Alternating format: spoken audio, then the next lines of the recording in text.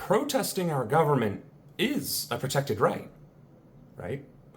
My name is Samuel Ronan, and I hope to be your president one day.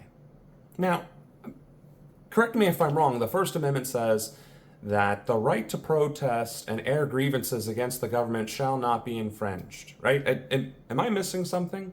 I'm sure the verbiage is a little bit more archaic than that, but the point is, we're allowed to protest, right? And there isn't like an asterisk that says, unless you're on a university campus, or unless you're blocking roads and streets, or inconveniencing the powers that be, right? Like, I don't recall there being, parentheses, quotation marks, asterisks, none of that, right? Like, I'm fairly certain it was the right to protest shall not be infringed, right? Kind of like when people say the right to bear arms shall not be infringed, except the well-regulated militia part, right? Except there is no well-regulated protest. It doesn't even say peaceful protest, if I'm not mistaken. I could be wrong. Of course, I'm not advocating for violent civil unrest. But what I am saying is that what we're seeing in our country, and what we've been seeing in our country, is that we have been protesting a lot over the past 4 years. 8 years, 12 years. For the past, as long as I've been alive, there has been nothing but protest and war in this country. And every time a protest has occurred, the government has always responded with force and violence and authority. So how is it that officers or even the National Guard can come in and deny people their sovereign rights, and the person that's being arrested is the one that's in trouble, not the arresting person who is violating the right in the first place? See, that's the question.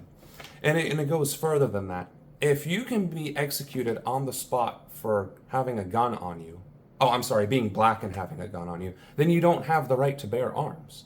If you can be arrested for protesting your government that is actively committing war crimes and crimes against humanity, or aiding and abetting and funding them, then do you have the right to protest?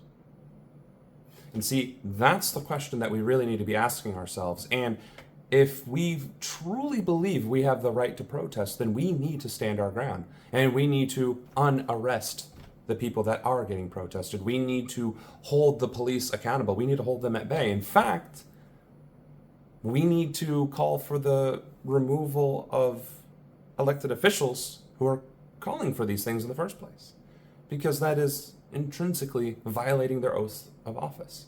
If you're going to violate the Constitution, you have no business running for office or holding a seat that is derived from the Constitution, whether that's local, state, or federal level. Right? All laws in America derive from the Constitution, and then there's the state constitution, and then there's the county and the city legislature. And if you're going to violate those rights of citizens, i.e. protesting, which shall not be infringed, then you're not doing your job. And you need to be removed from office, and you need to be charged accordingly.